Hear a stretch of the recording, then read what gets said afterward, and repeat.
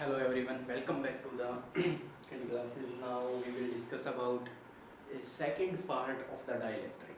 कल हमने डाइलेक्ट्रिक के बारे में ये पढ़ाया था कि किस तरीके से डाइलेक्ट्रिक के टाइप्स होते हैं, उनको इलेक्ट्रिक फील्ड में रखने पर क्या अफेक्ट पड़ता है, तो उनको थोड़ा सा रिकॉल कर लेते हैं और आगे की तरफ बढ़ते हैं। ठीक है, ओके।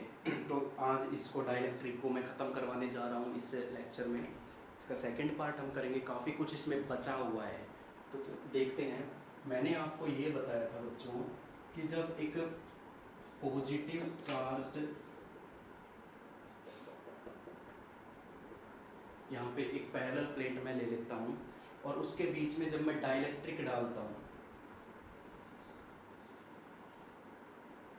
ये तो पॉजिटिव की तरफ कैसा चार्ज चला जाता है पॉजिटिव, नेगेटिव की तरफ कैसा चार्ज चला जाता है पॉजिटिव, और पॉजिटिव की तरफ कैसा चार्ज अट्रैक्ट हो जाता है नेगेटिव। या तो आप इस तरीके से समझिए या इलेक्ट्रिक फील्ड जिधर फोर्स लगाती है। तो देखिए इस पॉजिटिव और इस नेगेटिव प्लेट की वजह से इलेक्ट्रिक फील्ड हमारी ओरिजिनल कितनी थी, E नॉट। और जैसे ही मैंने ये डाइलेक्ट्रिक डाला, ये डाइलेक्ट्रिक्स डाले, तो इनकी वजह से मैंने बोला था कि एक इलेक्ट्रिक फील्ड इस तरीके से पैदा हुई है, पॉजिटिव से नेगेटिव, पॉजिटिव से नेगेटिव, पॉजिटिव से नेगेटिव। हालांकि बीच वाले चार्ज खत्म हो जाते हैं, इंड्यूस्ड नहीं होते। चार्ज कहाँ कहाँ पे डेवलप होता है, सिर्फ पॉजिटिव और ये नेगेटिव। तो पॉजिटिव से नेगेटिव ये इलेक्ट्रिक फील्ड, और इस इलेक्ट्रिक फील्ड का नाम क्या होता है, ई इंड्यूस्ड, और electric field due to polarisation. यही बताया था मैंने आपको। फिर हमने किया था कि जैसे ही मैं एक डाइलेक्ट्रिक डालता हूँ तो हमारी नेट इलेक्ट्रिक फील्ड कितनी आती है, original electric field minus induced electric field. हमने ये किए थे कि ओरिजिनल इलेक्ट्रिक फील्ड हमारी जितनी है और डाइलेक्ट्रिक की वजह से जो इलेक्ट्रिक फील्ड पैदा हुई है, जब दोनों को सब्ट्रैक्ट करूंगा तो ऑब्वियसली यार कि नेट इलेक्ट्रिक फील्ड तो डिक्रीज ही होनी है। तो डाइलेक्ट्रिक के डालने से इलेक्ट्रिक फील्ड के ऊपर क्या इफेक्ट पड़ता है कि electric field will be decreased. Clear है? अब थोड़ा सा आगे की तरफ हम बढ़ते हैं।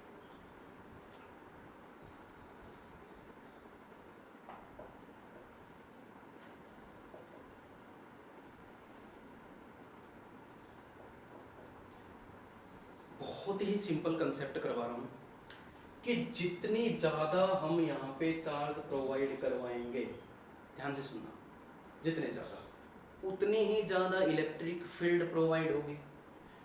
और जितनी ज़्यादा इलेक्ट्रिक फील्ड लगेगी, जितनी ज़्यादा इलेक्ट्रिक फील्ड, अगर मैं इसको इंक्रीज करता जाऊं तो ये ज़्यादा से ज़्यादा फोर्स लगाएगी। इलेक्ट्रिक फील्ड अगर इंक्रीज करूंगा तो फोर्स क्या होगी, इंक्रीज होगा। फोर्स अगर इंक्रीज होगा तो उसमें जब मैं डाइलेक्ट्रिक्स को रखूंगा तो ज़्यादा से ज़्यादा मॉलिक्यूल्स को वो एक पर्टिकुलर डायरेक्शन में लेके आएगी, ज़्यादा से ज़्यादा मॉलिक्यूल्स को वो अपनी डायरेक्शन में अलाइन करवाएगी। समझ रहे हो ना? पॉजिटिव उधर चला जाएगा इलेक्ट्रिक फील्ड की डायरेक्शन में, नेगेटिव अपोजिट में, तो डायपोल बन जाएगा। तो ज़्यादा से ज़्यादा इलेक्ट्रिक मॉलिक्यूल्स जब ओरिएंट करेंगे उसकी डायरेक्शन में, अलाइन करेंगे, तो ज़्यादा से ज़्यादा डायपोल प्रोड्यूस होगा, ज़्यादा से ज़्यादा डायपोल डेवलप होगा यहाँ पे दोनों प्लेट्स के बीच में। तो हमेशा याद रखना कि जैसे जैसे इलेक्ट्रिक फील्ड को इंक्रीज किया जाएगा वैसे वैसे ज़्यादा से ज़्यादा मॉलिक्यूल्स उसकी डायरेक्शन में आके डायपोल डेवलप करेंगे, ज़्यादा से ज़्यादा डायपोल मोमेंट बनेगा वहाँ पे। तो इस बात से आप आई थिंक पूरी तरह से सहमत होंगे जो मैंने अभी अभी बोला है कि डायपोल जो होता है, जितनी ज़्यादा इलेक्ट्रिक फील्ड प्रोड्यूस होगी उतनी ज़्यादा फोर्स, उतना ही ज़्यादा वो एक दूसरे की तरफ अलाइन होके पॉजिटिव और नेगेटिव दूर दूर जाके डायपोल मोमेंट बनाएंगे। ज़्यादा से ज़्यादा मॉलिक्यूल, जितने ज़्यादा मॉलिक्यूल इसकी तरफ मुड़ेंगे उतने ज़्यादा डायपोल मोमेंट बनता चला जाएगा। तो इलेक्ट्रिक फील्ड अगर ज़्यादा हुई तो डायपोल मोमेंट भी ज़्यादा होगा। Remove the proportional sign and apply a constant and that is known as the electric susceptibility.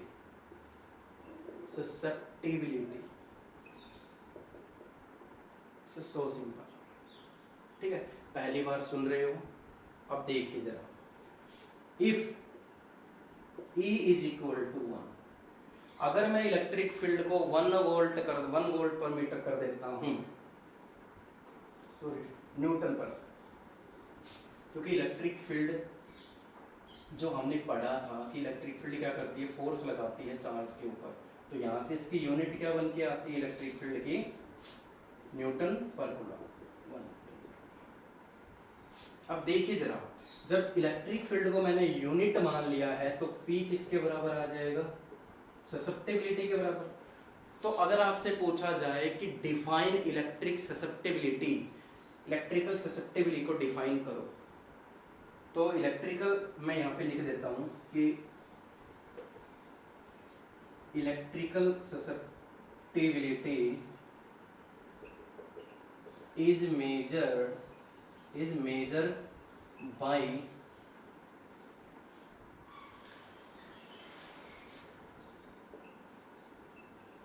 dipole moment developed in it when a unit electric field is applied across it।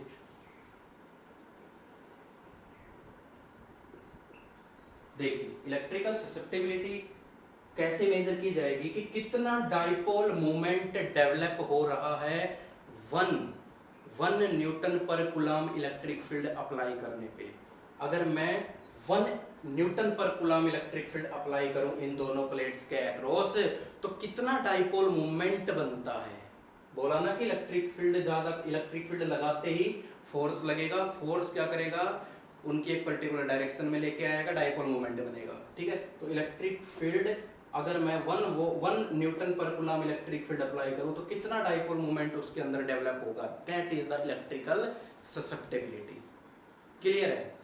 Now I think ये portion बहुत ही simple सा है। ठीक है, very short questions बन सकते हैं इसमें से कि डाइपोल मोमेंट किस तरीके से इलेक्ट्रिक फील्ड के साथ रिलेशन में आता है।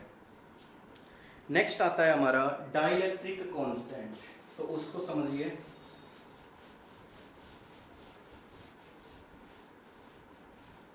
इसमें जो अगली टर्म आती है आपकी, दैट इज डाइलेक्ट्रिक कांस्टेंट, या हम कह सकते हो कि relative susceptibility.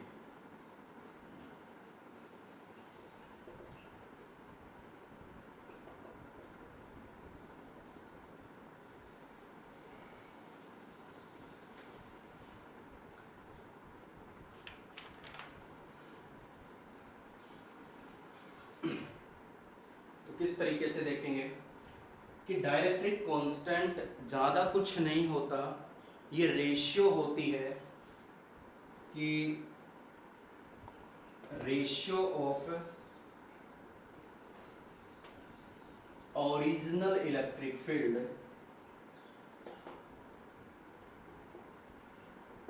To the reduced electric field, to the reduced electric field. जो इलेक्ट्रिक फील्ड रिड्यूस हुई है, रिड्यूस का मतलब जो नेट इलेक्ट्रिक फील्ड हमारी आई है। तो किस तरीके से इसका फॉर्मूला बनेगा, देखिए जरा कि ओरिजिनल इलेक्ट्रिक फील्ड ये रही to the reduced electric field. तो रिड्यूस तो बच्चों ये हुई थी हमारी ये, और इसी को बोला जाता है dielectric constant represented by capital के। इसको मैं इस तरीके से भी लिख सकता हूं, ये जो नेट आई थी हमारी ई के बराबर आई थी, ई नेट। ठीक है, ओके, तो के का रिजल्ट क्या आया, ई नॉट अपॉन ई। और कह सकते हो यहां से अगर मैं रिड्यूस्ड इलेक्ट्रिक फील्ड या नेट इलेक्ट्रिक फील्ड निकालूं तो कितना आ जाएगा, ये बहुत ही इंपॉर्टेंट रिजल्ट है, आगे बड़ा काम आएगा ये। यहाँ से देखिए साफ तौर पे नजर आ रहा है कि हमारी जो रिड्यूस्ड इलेक्ट्रिक फील्ड आई है ना, डाइलेक्ट्रिक के रखने के बाद जो इलेक्ट्रिक फील्ड कम हुई है वो कितनी होगी, original electric field divided by के, यानी के टाइम्स कम होगी। किसी भी मटेरियल का डाइलेक्ट्रिक कांस्टेंट के होता है। ठीक है, तो नई वाली जो यानी कह सकते हो कि नेट इलेक्ट्रिक फील्ड जो आएगी डाइलेक्ट्रिक के रखने के बाद, दो प्लेट के बीच में जब हमने डाइलेक्ट्रिक रखा, तो जो नई इलेक्ट्रिक फील्ड हमारी आएगी वो कितनी आएगी, ओरिजिनल इलेक्ट्रिक फील्ड के k टाइम्स कम, डिक्रीज हो जाएगी। तो यहाँ से भी प्रूव हो चुका है, ठीक है। तो ये एक सिंपल सी डेफिनेशन थी डाइलेक्ट्रिक कांस्टेंट की, ratio of the original electric field to the reduced electric field के से रिप्रेजेंट किया जाता है, दैट्स ऑल, सिंपल, क्लियर। ये आपकी नेक्स्ट डेफिनेशन थी। अब आपको करवाया जाता है इसमें, कहाँ जाएगा भैया, इस लेक्चर में आपका जो नेक्स्ट टर्म आती है, हालांकि मैं थोड़ा सा बता देता हूँ यहाँ पे, ठीक है। वैसे तो इसका लॉन्ग आंसर में एक पूरा डेरिवेशन आने वाला है आपका, आई थिंक वो मैं बहुत जल्द ले आऊँगा, नेक्स्ट वीडियो में ही आ जाएगा वो हमारा, क्योंकि बहुत जल्दी ये चैप्टर ख़त्म होने वाला है आपका, कि किस तरीके से कैपेसिटेंस के ऊपर असर पड़ेगा जब उस कोई भी डाइलेक्ट्रिक हम पैरेलल प्लेट के बीच में रखते हैं, ठीक है। अगर वो वहाँ पे तो मैं डीपली समझाऊंगा ही आपको, थोड़ा सा यहाँ देख लीजिए अगर देखना चाहते हो तो, कि जैसे ये दो प्लेट होती है बच्चों, ठीक है, तो कैपेसिटेंस कितना होता है इसका आपको मालूम है कि कैपेसिटेंस का फॉर्मूला क्या होता है। मान लीजिए इन दोनों के बीच में पोटेंशियल क्या है, ये C is equal to Q. अब जरा ये बताइए कि चार्ज डेंसिटी का फॉर्मूला क्या होता है, दैट इज सिग्मा ए, और V का फॉर्मूला क्या होता है, AB। ये मैं करवा चुका हूँ पहले, ठीक है, कि पोटेंशियल जब भी इलेक्ट्रिक फील्ड यहाँ पे क्रिएट होगी तो पोटेंशियल को तोड़ा जाएगा इलेक्ट्रिक फील्ड की फॉर्म में A into D, electric field into distance. ये रिजल्ट मैं करवा चुका हूँ, relation between electric potential and electric field, ठीक है। और ये चार्ज डेंसिटी जब हमने कंटिन्यूस चार्ज डिस्ट्रीब्यूशन पढ़े थे तो उसमें surface charge density Q is equal to sigma A आया था हमारा।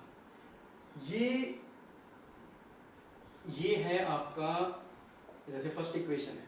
अब हमने क्या किया कि इसके अंदर हमने डाइलेक्ट्रिक डाल दिया, मान लीजिए डाइलेक्ट्रिक मैंने डाल दिया। डाइलेक्ट्रिक डालने से क्या होगा कि जो कैपेसिटेंस है वो मैंने क्या मान लिया, C डैश मान लिया, तो इनके ऊपर क्या अफेक्ट पड़ेगा।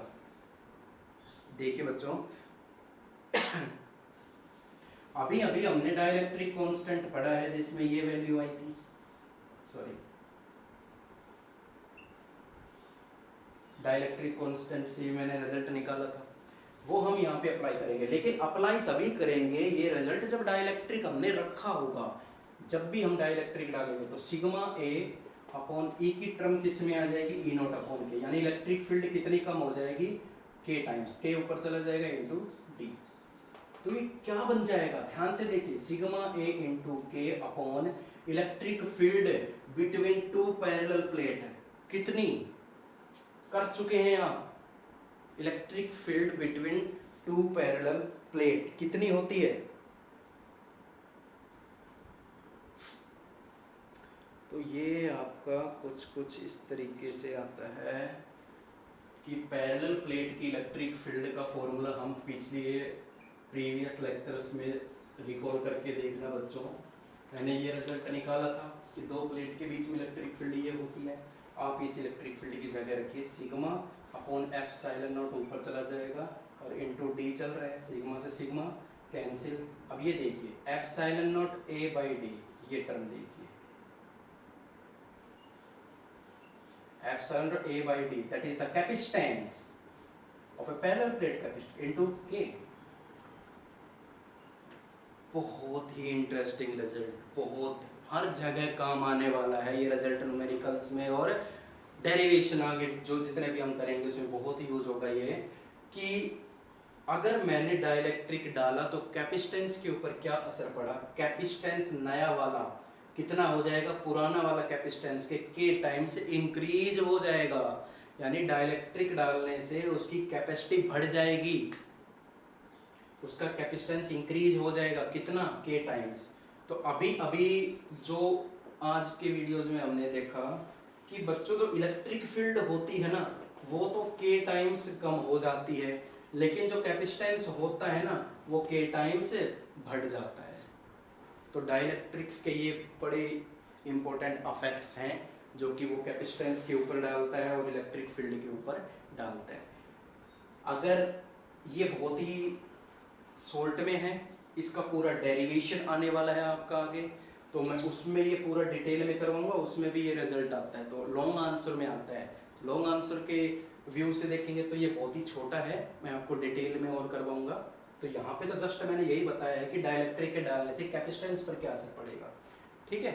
तो इसकी कोई टेंशन लेने वाली बात नहीं है, अगर क्लियर नहीं भी हो रहा है तो उस वीडियो में हम डिटेल में इसकी स्टडी कर लेंगे। वैसे इसमें क्लियर होने वाला कोई ऐसी इश्यू नहीं है क्योंकि हर एक चीज़ हम कर चुके हैं। पैरेलल प्लेट रखी तो आपको पता है कैपेसिटेंस ये होता है Q चार्ज डेंसिटी और V ये हमने रिलेशन पढ़ा हुआ है, ठीक है। डाइलेक्ट्रिक के डालने से इलेक्ट्रिक फील्ड कितनी हो जाती है, E0 अपॉन के वो वैल्यू मैंने रखी के ऊपर चला जाएगा। इलेक्ट्रिक फील्ड कितनी होती है पैरेलल प्लेट कैपेसिटर की, सिग्मा अपॉन एप्सिलॉन ऊपर चला जाएगा। सब कुछ कैंसिल हुआ तो बचा क्या result, that is capacitance is increased by the k times when a dielectric slabs या dielectric material is placed between the two parallel plate capacitor, got it। चलिए अब अगला जो इसमें स्टेप आता है उस तरफ हम बढ़ते हैं। नेक्स्ट टर्म आती है इसमें आपकी कि मैं एक टेबल आपको बना के दे रहा हूँ, आपको नोट्स में भी मिल जाएंगी ये, तो राइट डाउन करने की जरूरत है नहीं। और किस तरीके से है ये कि यहाँ पे हमने कुछ एक मटेरियल्स क्लासिफाइड किए हैं और यहाँ इनका डाइलेक्ट्रिक कांस्टेंट मैंने लिया है और यहाँ डाइलेक्ट्रिक स्ट्रेंथ, ठीक है, किलो वोल्ट पर मीटर,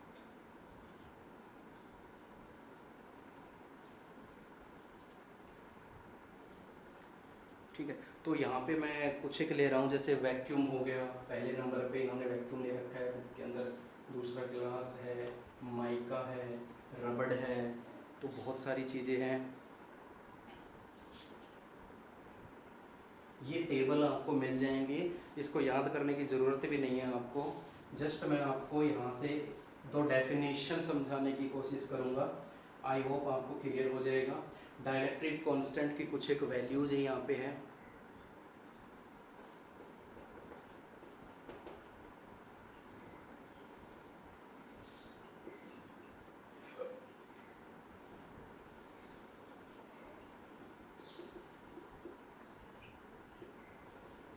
और डाइलेक्ट्रिक स्ट्रेंथ भी दे रखी है।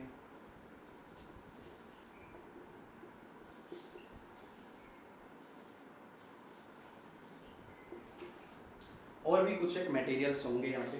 तो इस टेबल से आपको मैं यही समझाना चाह रहा हूँ कि what is the difference between the dielectric constant and dielectric strength. बहुत बार ये वेरी शॉर्ट में क्वेश्चंस भी पूछा गया है सीबीएसई में कि इन दोनों में डिफरेंस क्या है, किस तरीके से आप समझोगे कि define electric constant and dielectric strength, अलग अलग चीज़ें हैं बिल्कुल। तो देखिए डाइलेक्ट्रिक स्ट्रेंथ क्या होता है, मैंने आपको फर्स्ट वीडियो में ये करवाया था कि हर एक कंडक्टर की एक लिमिट होती है चार्ज देने की, एक चार्ज देंगे पोटेंशियल बढ़ेगा तो एक लिमिट ऐसी आएगी कि उससे ज़्यादा मैं चार्ज देता हूँ तो वो आसपास के मीडियम का क्या कर देगा, इंसुलेशन कर देगा, आसपास के मीडियम को क्या कर देगा, वहाँ के इलेक्ट्रॉन्स को अलग कर देगा, आयनाइज कर देगा। सुना था आपने, नहीं सुना? फर्स्ट वीडियो कैपेसिटेंस की फर्स्ट वीडियो जहाँ से ये चैप्टर शुरू होता है दैट इज़ 4.1 लेक्चर, वहाँ देखिए आपको क्लियर हो जाएगा इंसुलेशन किस तरीके से होता है। तो डाइलेक्ट्रिक स्ट्रेंथ के बारे में मैं बताता हूँ आपको कि dielectric strength electric field, maximum electric field, यानी इलेक्ट्रिक फील्ड की वो मैक्सिमम लिमिट होती है कि उससे ज़्यादा अगर मैं इलेक्ट्रिक फील्ड अप्लाई करता हूँ तो क्या हो जाता है कि आसपास के मीडियम का आयनाइजेशन हो जाता है, ठीक है, आयनाइजेशन ब्रेकडाउन हो जाता है। अब ज़रा देखो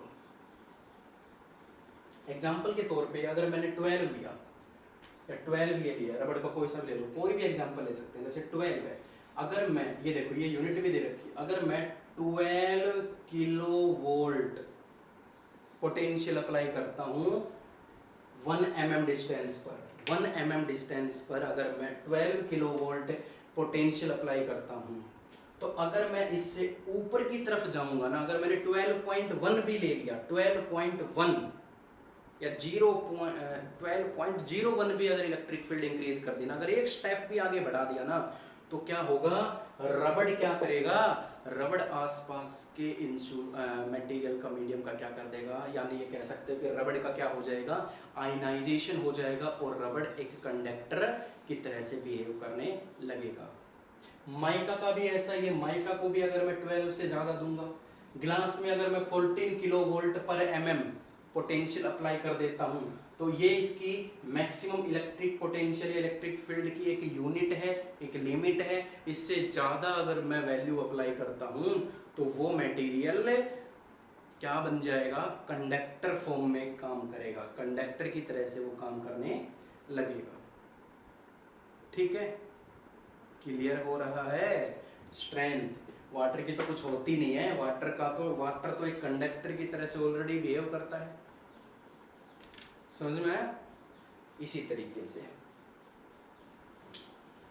तो ये तो होती है कि डाइलेक्ट्रिक स्ट्रेंथ, यानी डाइलेक्ट्रिक स्ट्रेंथ वो इलेक्ट्रिक फील्ड की मैक्सिमम लिमिट होती है जहां तक मटेरियल सेफ रहता है, above it become the conductor, या कह सकते हो कि break down the insulation, insulation को ब्रेक डाउन करके आयनाइजेशन करना स्टार्ट कर देता है और कंडक्टर की तरह से बिहेव करने लग जाता है।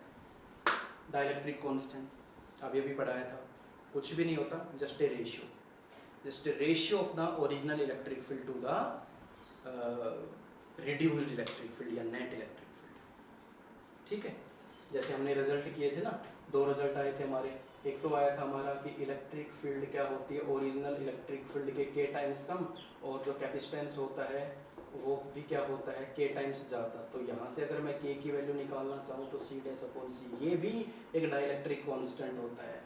ठीक है, याद रखना। तो आई होप डाइलेक्ट्रिक का पूरा कंसेप्ट आपको समझ में आ गया होगा, रटने की बिल्कुल भी ज़रूरत नहीं है, आप बार बार देखिए, बार बार इसकी प्रैक्टिस कीजिए। कोई भी प्रॉब्लम होती है तो please please please consult with me. ठीक है, आपकी हर प्रॉब्लम को सॉल्व किया जाएगा। सो आज के लिए इतना ही। अब आपका सिर्फ एक लेक्चर वीडियो और बनेगी और ये चैप्टर हम ख़त्म करेंगे। ठीक है।